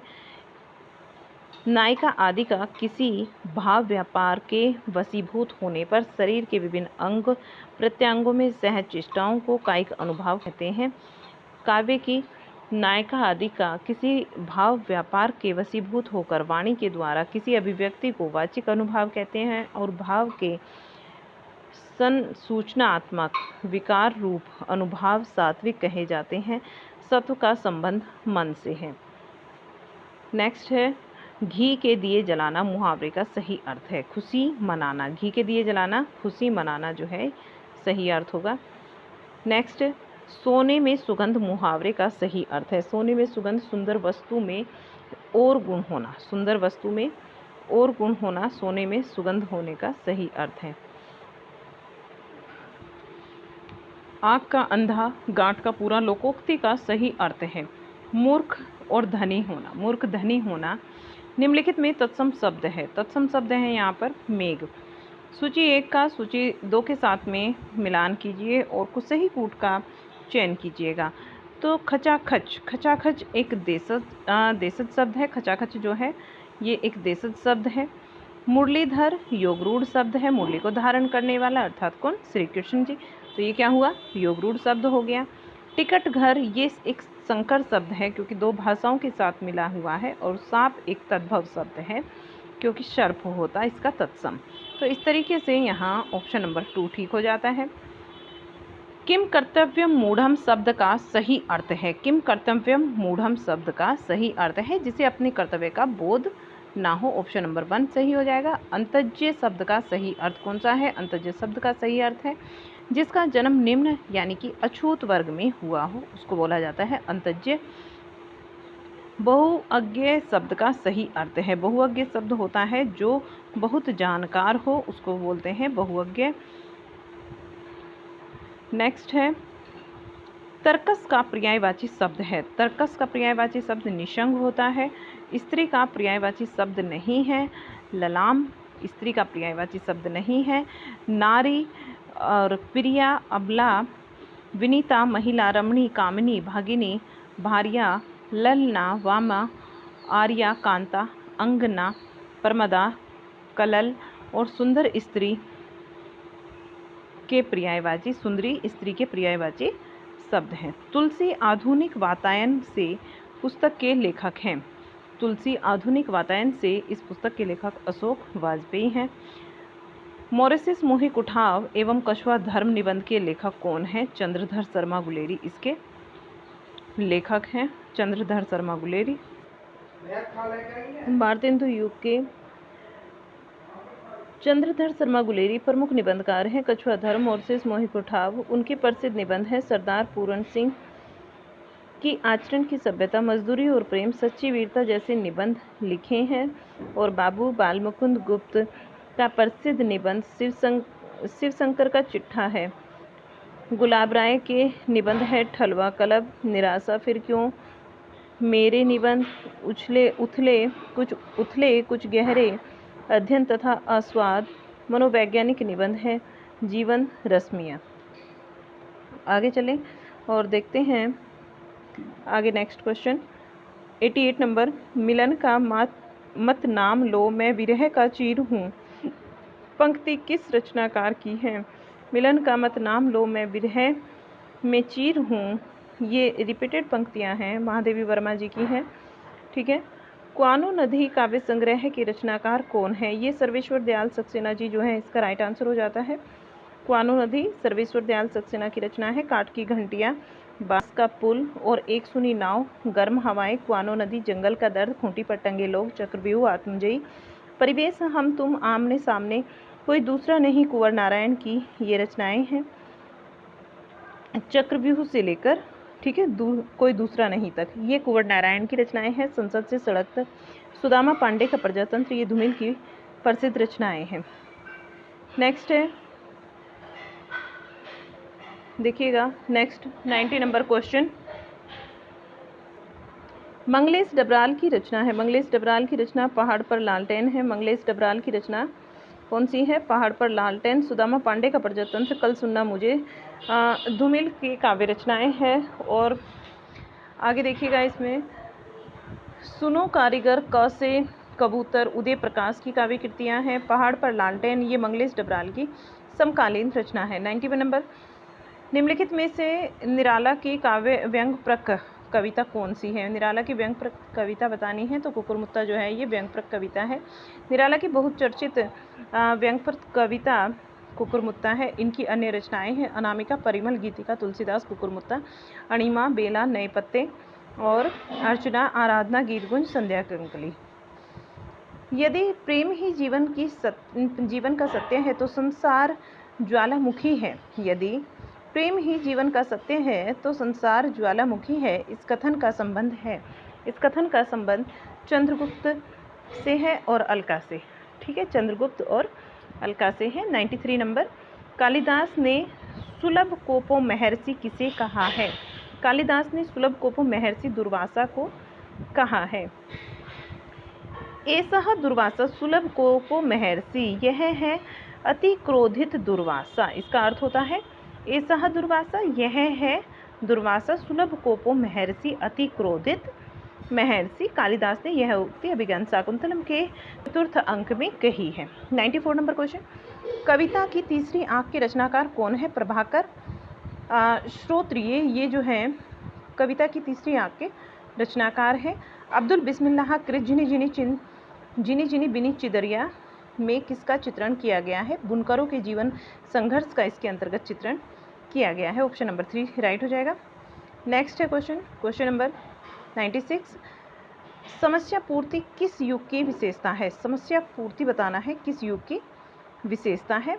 ये भारतेंदु युग की विशेषता है। समस्या पूर्ति भारतेंदु युग में संग्रहित रीतिकालीन काव्य, देखिएगा भारतेंदु युग में संग्रहित रीतिकालीन जो काव्य हैं शैलियों में समस्या पूर्ति पर्याप्त लोकप्रिय काव्य कीर्ति है। कवियों की प्रतिभा और रचना कौशल को परखने के लिए कवि गोष्ठियों और समाज में कठिन से कठिन विषयों पर समस्या पूर्ति कराई जाती है। भारतेंदु के द्वारा काशी में स्थापित कविता संवर्धिनी सभा, कानपुर में रसिक समाज, बाबा सुमेर सिंह के द्वारा निजामाबाद जिला आजमगढ़ में स्थापित कवि समाज आदि ऐसे मंच थे जहां नियमित रूप से कवि गोष्ठियां होती थी और समस्या पूरण को प्रतियोगिता के रूप में प्रोत्साहन दिया जाता था। नेक्स्ट 97 नंबर क्वेश्चन, नवगीत दशक 1, 2, 3 का संपादक कौन करता है? नवगीत दशक 1, 2, 3 का संपादक कौन करता है? तो ये करते हैं शंभुनाथ सिंह। Right answer Shambhunath Singh. 1, 2, 3 नवगीत अर्धशती शंभुनाथ सिंह की रचनाएं हैं। आगे की काव्य कृतियाँ हरिघास पे क्षण भर, बावरा अहेरी, इंद्रधनुष रोंदे हुए, अरियो करुणामयी प्रभा, आंगन के पार द्वार, कितनी नाव में कितनी बार, सागर मुद्रा, महावृक्ष के नीचे क्योंकि मैं जानता हूँ, नदी की बांक पर छाया, असाध्य वीणा, चिंता इत्यालम, ये हैं अज्ञे जी की। नरेश मेहता की काव्य कृतियाँ हैं। वन पाखी सुनो बोलने दो, चीड़ को पिछले दिनों, नंगे पैरों मेरा समर्पित एकांत उत्सव, तुम मेरा मौन हो, आखिर समुद्र से तात्पर्य, देखना एक दिन अरण्य संशय की एक रात, महाप्रस्थान, प्रभात पर्व, सबरी प्रार्थना, पुरुष आदि। 98 नंबर, अधैर्य का कवि किसे कहा गया है? अधैर्य का कवि दिनकर को कहा गया है। भक्ति काल को हिंदी काव्य का स्वर्णयुग सर्वप्रथम किसने कहा? ये कहा था जॉर्ज गियर्सन ने। भक्ति काल को हिंदी काव्य का स्वर्णयुग सर्वप्रथम जॉर्ज गियर्सन ने कहा। नेक्स्ट क्वेश्चन है 100 नंबर, आचार्य हजारी प्रसाद द्विवेदी ने वाणी का डिक्टेटर किसे कहा है? कबीरदास जी को कहा है वाणी का डिक्टेटर। रामचंद्र शुक्ल ने कबीर की भाषा को पंचमेल खिचड़ी कहा है और इनकी भाषा कई भाषाओं के मिश्रण से बनी है। कबीरदास को कहीं भी अभिव्यक्ति के लिए भाषा का संकट नहीं झेलना पड़ा। उनकी भाषा अनुगामिनी रही है। आचार्य हजारी प्रसाद द्विवेदी ने इसीलिए इन्हें वाणी का डिक्टेटर कहा है। 100 पर नंबर क्वेश्चन, कोरवी किस बोली को कहते हैं? कोरवी किस बोली को कहते हैं? ये कहते हैं खड़ी बोली को। कोरवी के अनेक नाम बताए जाते हैं जैसे हिंदुस्तानी, नागरी, सरहिंद, कोरवी, किंतु खड़ी बोली नाम इस समय अधिक प्रचलित है। क्षेत्र विशेष की बोली के लिए हमें कोरवी नाम पसंद है। और पूर्वी हिंदी की बोलियां अवधी, बघेली, छत्तीसगढ़ी है। मारवाड़ी जोधपुरी के और उसके पास बोली जाती है। मारवाड़ी राजस्थान की सबसे बड़ी बोली है। 102 नंबर क्वेश्चन, मैं जो नया ग्रंथ विलोकता हूँ, मैं जो नया ग्रंथ विलोकता हूँ, भाता मुझे सो नव मित्र सा है, देख उसे मैं नित बार बार, मानो मिला मित्र मुझे पुराना। उपर्युक्त काव्यांश के प्रयुक्त काव्य गुण का नाम है, इनके काव्य गुण का नाम है माधुर्य। राइट ऑप्शन जो होगा वो ऑप्शन नंबर 3 होगा, माधुर्य गुण। माधुर्य का अर्थ होता है मधुरता या मिठास। काव्य में माधुर्य शब्दों की अथवा अर्थ की मधुरता से आता है। जब कोमल वर्णों या अक्षरों का प्रयोग हो, शब्दों की सुरुचिपूर्ण तथा मधुरता हो, तो कविता में माधुर्य गुण आता है। कविता का वह गुण जो चित्त को द्रवित और आनंद विभोर कर देता है, माधुर्य है। काव्य का वह गुण जो चित्त में तेज और स्फूर्ति का संचार करता है, ओज है। प्रसाद का वह गुण जो काव्य में को पढ़ाते या सुनते ही उसके अर्थ को हृदय गम बना देता है। नेक्स्ट 103 नंबर क्वेश्चन, पर्णकुटी शब्द का समास है। पर्णकुटी शब्द में समास बताना है। पत्तों की कुटिया, यानी कि तत्पुरुष समास यहाँ होगा। पत्तों की कुटी या पर्णकुटी जिसको बोलते हैं। तत्पुरुष समास में उत्तरखंड प्रधान होता है। व्याकरण में काव्य के अंतर्गत उत्तरखंड पुरुष या फिर सामग्री के रूप में बदलते हैं। द्वंद्व समास में दोनों शब्द प्रधान होते हैं और एक समान होते हैं। जब कोई एक खंड विशेष उपमा सूचक हो और महाकर्मधारय होता है, जो दो शब्द मिलकर किसी तीसरे शब्द की ओर संकेत करते हैं, वह बहुब्रीहि समास होता है। 104 नंबर क्वेश्चन, राष्ट्रगीत में भला कौन वह भारत भाग्य विधाता है, फटा स्थुना पहने जिसका गुण हर चरण गाता है। उपयुक्त पंक्तियों के रचनाकार कौन है? रघुवीर साहे। राइट आंसर जो यहाँ होगा वो रघुवीर साहे हो जाएगा। रघुवीर साहे सर्वेश्वर दयाल सक्सेना, केदारनाथ सिंह और जैसे सामाजिक यथार्थवाद की ओर उन्मुख हुए। सामान्य एवं परिचित से परिचित कुछ स्थितियों में कुछ ऐसा देख लेना कि वह पहली बार मार्मिक लगे और रघुवीर साहे की अचूक क्षमता है। लेकिन इस क्षमता का उपयोग पहले वे अधिकांश दृश्यों या मन की हारी परतों को उघाड़ने में ही करते थे या व्यंग विनोद में। 105 number question, a history of literature Hindi literature के लेखक हैं। हिस्ट्री ऑफ हिंदी लिटरेचर के लेखक हैं FEK, फ्रैंक EK भी इसको बोलते हैं। हिंदी साहित्य का इतिहास आचार्य रामचंद्र शुक्ल के द्वारा लिखित है। The modern vernacular literature of Hindustan ये जॉर्ज गियर्सन की है। A history of Hindi literature पादरी एडिस FEK की रचना है। 106 नंबर क्वेश्चन, उच्चारण शब्द में उपसर्ग है। उच्चारण शब्द में कौन सा उपसर्ग है? तो यहाँ उत उपसर्ग है। उच्चारण शब्द में उत उपसर्ग होगा। नेक्स्ट क्वेश्चन नंबर 107, टॉल्स्टॉय और साइकिल किसकी काव्य कृतियाँ हैं? टॉल्स्टॉय और साइकिल जो है ये लीलाधर जगुड़ी की काव्य कृतियाँ हैं। ऑप्शन नंबर 1 ठीक हो जाएगा। निम्नलिखित का सही वर्तनी होगी। निम्नलिखित की जो सही वर्तनी है अनुषंगिक, ये आपका ऑप्शन नंबर 1 यहाँ ठीक हो जाएगा, ये सही होगी। और क्वेश्चन नंबर 109, कीर्ति शब्द का निर्माण किस प्रत्यय के योग से हुआ है? कीर्ति शब्द का निर्माण जो है कितन प्रत्यय के योग से हुआ है। कितन में क्या आता है? जैसे कृत आएगा, कृति आएगा, धरती आएगा और भूति आ जाएगा। 110 नंबर क्वेश्चन, न कांतम अपि निर्भूषम विभाति विनीता मुखम, इस उक्ति के लेखक हैं। इस उक्ति के लेखक कौन है? भामाहा है। नेक्स्ट क्वेश्चन, अपभ्रंश का भवभूति किसे माना जाता है? अपभ्रंश का भवभूति ये पुष्पदंत जी को माना जाता है। यहाँ महापुराण, जसकुमार चुरऊ, जसहर चुरऊ, पुष्पदंत की रचनाएं हैं। भविष्यत कहा ये धनपाल की कृति है। 112 नंबर क्वेश्चन,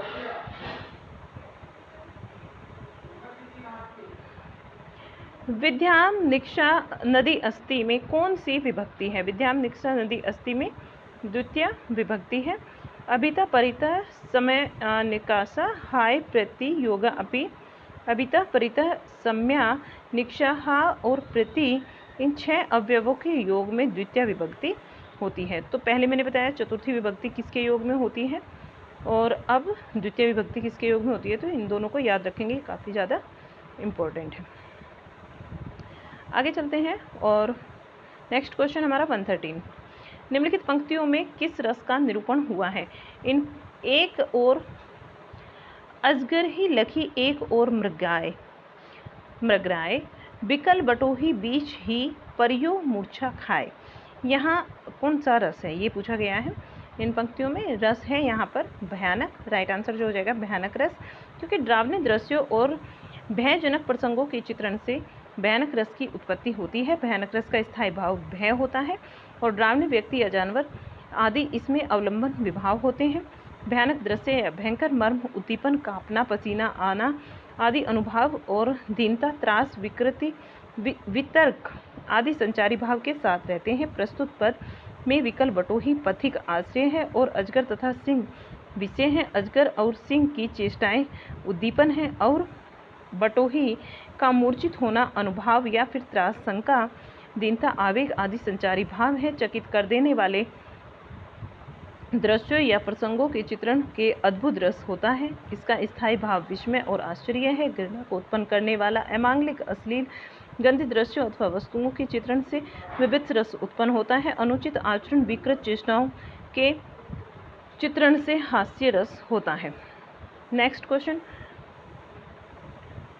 क्वेश्चन को देखिएगा 114 नंबर क्वेश्चन में पूछा गया है कि दीवार में एक खिड़की रहती थी, उपन्यास की रचना किसने की? दीवार में एक खिड़की रहती थी, ये जो उपन्यास है विनोद कुमार शुक्ल जी का है। 115 नंबर क्वेश्चन, निम्नलिखित में कौन सा जोड़ा सही सुमेलित नहीं है? ये बताना है कौन सा जोड़ा है जो सही सुमेलित नहीं है। आत्मकथा और लेखक दिए हैं मेरी जीवन यात्रा, ये राहुल शंकर तयन का है। सिंहा अवलोकन यशपाल जी का है, ये भी ठीक है आपका। सिंहा अवलोकन किसका है? यशपाल जी का है। नीड़ का निर्माण फिर, ये हरिवंश राय बच्चन जी का है। बसेरे से दूर अज्ञे की रचना नहीं है। बसेरे से दूर किसकी रचना है? बसेरे से दूर जो है ये भी आपकी बच्चन जी की ही है। ठीक है, तो आपका जो है आंसर हो जाएगा यानी कि डी वाला, ये आपका जो है यहाँ पर असंगत हो जाएगा, सुमेलित नहीं है। ऑप्शन नंबर घ। ठीक है, आगे चलते हैं। रिपोर्ताज किस भाषा का शब्द है? रिपोर्ताज एक फ्रांसीसी शब्द है। रिपोर्ताज एक फ्रांसीसी शब्द है। और आगे नेक्स्ट क्वेश्चन नंबर 117, भारतेंदु युग के नाटककार हैं। भारतेंदु युग के नाटककार यहाँ लाला श्रीनिवास दास है, श्रीनिवास दास जी। श्रीनिवास दास के प्रमुख नाटक हैं रणधीर, प्रेम मोहिनी, तप्ता संवरण, संयोगिता, स्वयंवर, प्रहलाद और प्रहलाद चरित्र, सज्जन, कल्याणी, परिणय, करुणालय, प्रायश्चित, राजश्री, विशाखदत्त, अजातशत्रु, कामना, जन्मेजय का नायक, स्कंदगुप्त, एकघूट, चंद्रगुप्त, दुर्स्वामिनी प्रसाद के नाटक हैं। स्वर्ण विहान, रक्षाबंधन, पाताल विजय और प्रतिशोध, शिव साधना, हरिकृष्ण प्रेमी के नाटक हैं, तो ये ध्यान में रखेंगे। नेक्स्ट क्वेश्चन नंबर 118, मादा कैक्टस नाटक किसने लिखा है? मादा कैक्टस जो नाटक है ये लक्ष्मी सागर नारायण लाल जी का है। मादा कैक्टस नाटक, अंधा कुआं, मादा कैक्टस, 3 आँखों वाली मछली, सूखा सवेरा, नाटक बहुरंगी, नाटक तोता मैना और माता रानी, दर्पण, रक्तकमल, सूर्यमुख, कलंकी और मिस्टर अभिमन्यु, कर्फ्यू, दूसरा दरवाजा, अब्दुल्ला दीवाना, नरसिंह कथा, व्यक्तिगत गुरु, यक्ष पर्सन, एक सत्य हरिश्चंद्र, गंगा माटी, सगुन पंछी, सब रंग मोह भंग, पंच पुरुष, राम की लड़ाई, बलराम की तीर्थ यात्रा, कजरीवंश, सुंदर रूप और लक्ष्मी नारायण लाल के नाटक हैं। अंधा युग किसकी रचना है? अंधा युग ये जो रचना है वो धर्मवीर भारती की है। अंधा युग एक गीति नाट्य है। नदी प्यासी थी, धर्मवीर भारती की गीति नाट्य है, नाट्य कृतियाँ हैं। भारत जननी, वैदिक हिंसा, हिंसा न भक्ति, सत्य हरिश्चंद्र, श्री चंद्रावली, नाटिका, विशस्य विस्मो, औस्तम, भारत दुर्दशा, नील देवी, अंधेरी नगरी, सती प्रताप, प्रेम जोगिनी, भारत तेंदु हरिश्चंद्र की नाट्य कृतियाँ हैं। अंगूर की बेटी, सिंदूर की बिंदी, राज मुकुट, अंतपुर का छिद्र और सुहाग बंदी ययाति गोविंद वल्लभ पंत की नाट्य कृतियाँ हैं। नेक्स्ट जो क्वेश्चन है, चिंतामणि किस निबंधकार की महत्वपूर्ण निबंध संग्रह है? चिंतामणि जो है ये आचार्य रामचंद्र शुक्ल जी का महत्वपूर्ण निबंध है। ऑप्शन नंबर 1 यहाँ ठीक हो जाएगा। चिंतामणि भाग 1 व 2 रस मीमांसा आचार्य रामचंद्र शुक्ल जी के निबंध संग्रह हैं। साहित्य सुमन भट्ट निबंध भाग 1 और 2 बालकृष्ण भट्ट के निबंध संकलन है। बाबू गुलाब राय का ठलवा कलब, फिर निराशा क्यों मेरी असफलताएं, मन की बातें और मेरे निबंध प्रमुख निबंध है। नेक्स्ट है 21 नंबर क्वेश्चन, निम्नलिखित में यथाविधि का सही समास कौन सा है। यथाविधि का सही समास है अव्ययीभाव समास। यथाविधि का सही समास अव्ययीभाव समास, ऑप्शन नंबर 1 सही। अव्ययीभाव समास का अर्थ होता है अवयव हो जाना। वास्तव में क्रिया विशेषण अवयव का काम करता है, अर्थात क्रिया की विशेषता बताने वाले पहले खंड की प्रधानता होती है। तत्पुरुष समास में उत्तर खंड प्रधान होता है, जबकि एक खंड विशेष या उपमा सूचक में कर्मधारय होता है। जब दो शब्द मिलकर किसी तीसरे की ओर संकेत करते हैं तो वहाँ बहुव्रीहि समास होता है। नेक्स्ट क्वेश्चन 122, रस निरूपण के प्रथम व्याख्याता कौन थे। रस निरूपण के प्रथम व्याख्याता भरत मुनि जी। रस निरूपण के प्रथम व्याख्याता और रस निरूपण का प्रथम ग्रंथ भरत मुनि का नाट्य शास्त्र माना जाता है। आचार्य भरत मुनि के रस सूत्र के प्रथम प्रमुख 4 व्याख्याता हैं भट्ट लोलट जी, आचार्य शंकुक, भट्टनायक और अभिनव गुप्त। नेक्स्ट क्वेश्चन नंबर 123, हंस पत्रिका का प्रकाशन कहाँ से हुआ। हंस पत्रिका का प्रकाशन जो है ये बनारस से हुआ था। 1930 में हंस पत्रिका का प्रकाशन होता है। बनारस से मासिक पत्रिका थी और इसके संपादक हैं प्रेमचंद, शिवदान सिंह चौहान और अमृत राय। मुंबई से धर्मयुग वैचारिक पत्रिका का प्रकाशन हुआ। जयपुर से समालोचना मासिक पत्रिका का प्रकाशन हुआ। चंद्रधर शर्मा गुलेरी इसके संपादक में रहे हैं। दीनमान, रविवार, प्राग, नंदन, कादम्बरी और सारिका, हंस, चेतना, संचेतना और आलोचना आजकल पत्रिकाओं का प्रकाशन दिल्ली से हुआ है। हंस पत्रिका राजेंद्र यादव के संपादन काल में दिल्ली से प्रकाशित हुई थी। इसके 2 उत्तर सही हैं, 2 भी हैं और 3 भी, ठीक है। जो आपने यहाँ देखा दिल्ली से हुई थी राजेंद्र के काल में और बनारस से हुई थी प्रेमचंद जी के टाइम पर। 124 नंबर क्वेश्चन, निम्नलिखित लेखकों में व्यंग्यकार कौन है। व्यंग्यकार बताना है पांडे शर्मा उग्र जी, ये व्यंग्यकार हैं क्योंकि निराला युग में निबंध लेखकों की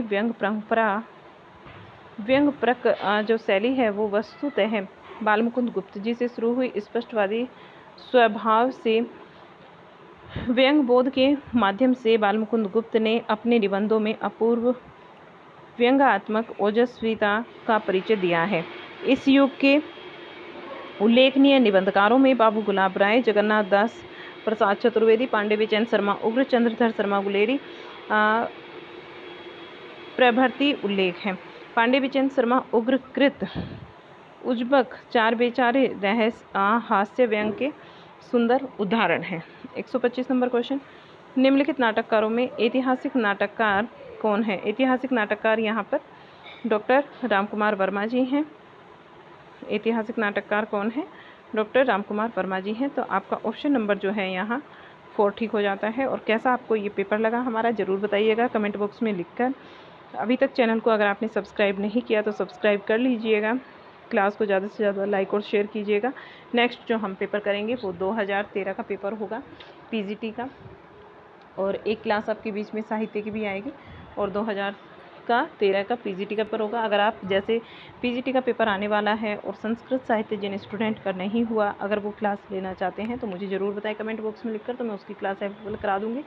2 से 4 क्लास में आपका जो है संस्कृत साहित्य बिल्कुल कंप्लीट हो जाएगा। चलिएगा, मिलते हैं फिर एक नई क्लास के साथ में। तब तक के लिए बाय बाय। ध्यान रखिएगा, स्वस्थ रहिएगा, खुश रहिएगा।